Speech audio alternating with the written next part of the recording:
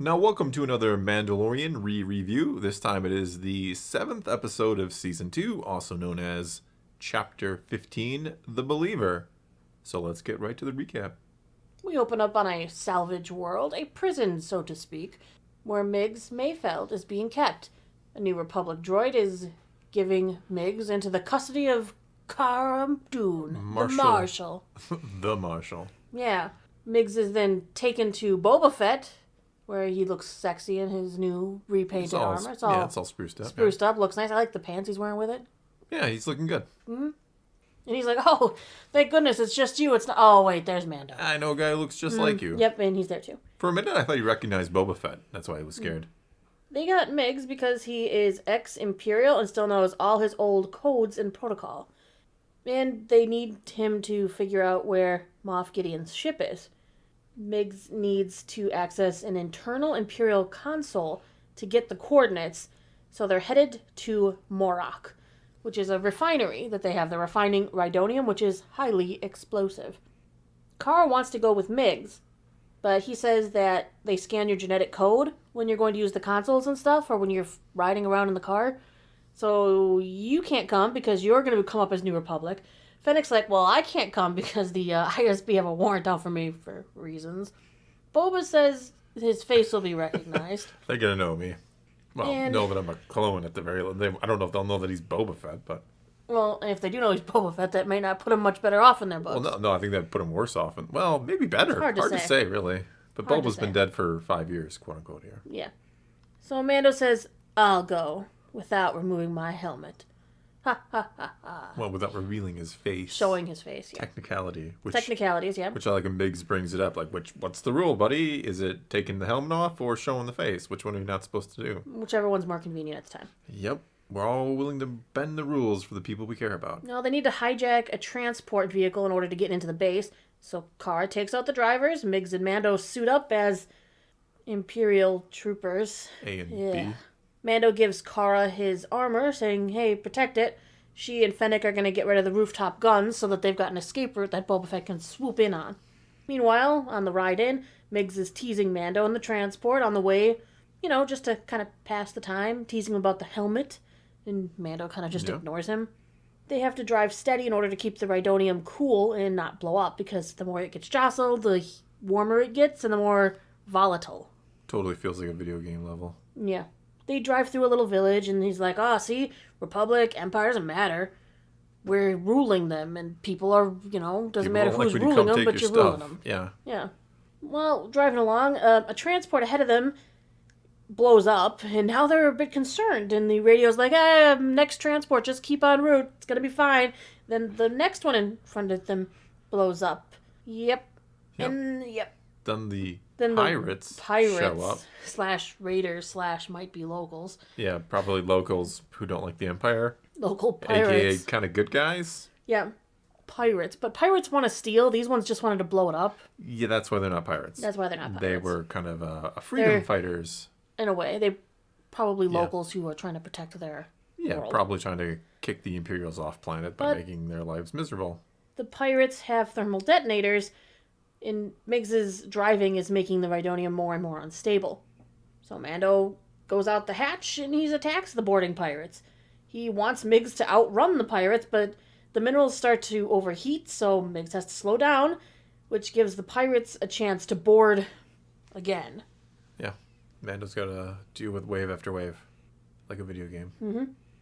Mando throws their detonator back at them, and it looks like it's going to be a win until you spot more pirate vessels approaching. Which is bad. Very bad. They're closing in, and Mando looks a little bit panicked. He doesn't know what to do. He kind of sighs like, oh, God, there's too many of them this time. Because they're all holding... They're all, There's a little much. There's 12 of them all with thermal detonators. Mm-hmm. Like, oh, come on now. And it's weird to say it, but a TIE fighter shows up to save the day.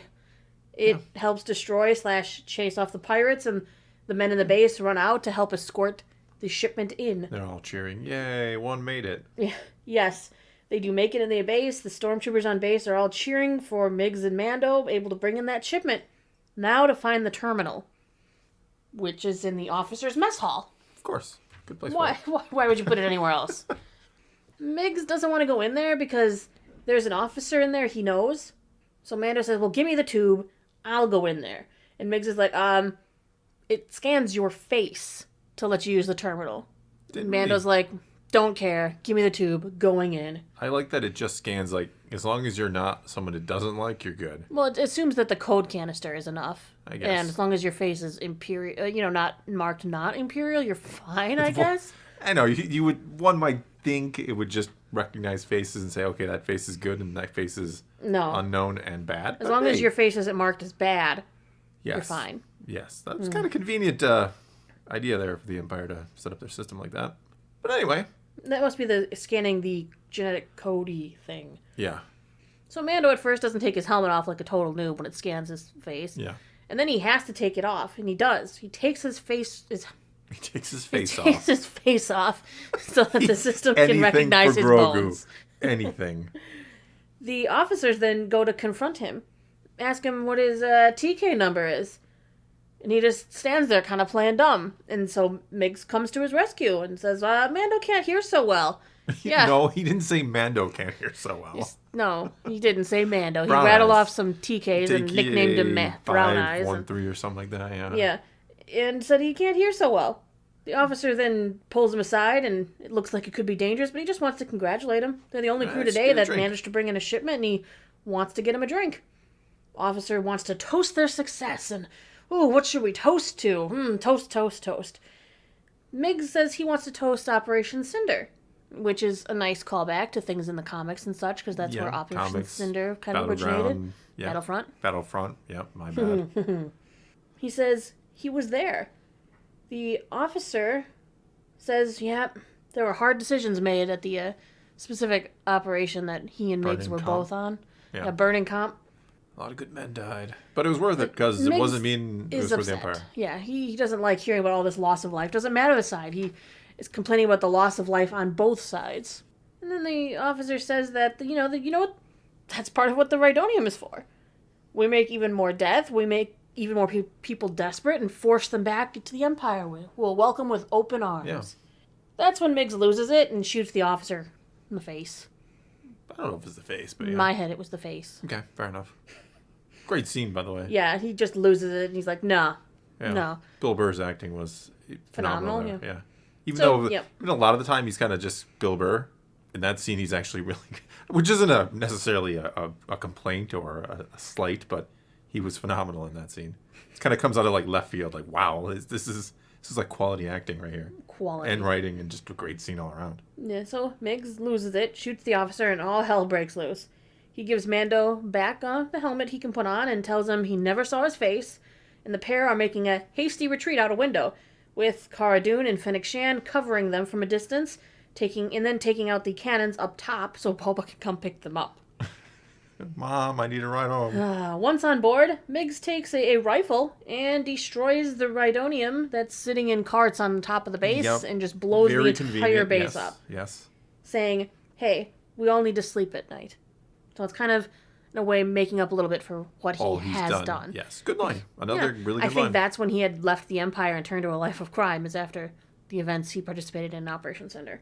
Yeah, I like that he's like, it's a long time ago. It's like, 4 or 5 years ago, but hey. Feels like a long time when you've been in jail for a month. Then Boba does some fancy seismic charge work to blow up the pursuing TIEs. Mission over. Migs submits to Cara and says, okay, take me back to jail, Marshal. Cara says, too bad Mayfeld died in the refinery explosion. And then she pulls out a rifle and shoots him. No. So Migs gets to walk free. Now, armed with Moff Gideon's coordinates, Slave 1 takes off. What ship? Boba Fett's fire spray? No, I called it the right name. Okay. The fire spray is the model. I'm saying what the name of the ship is. His fire spray ship, Boba Fett's named starship. Slave 1.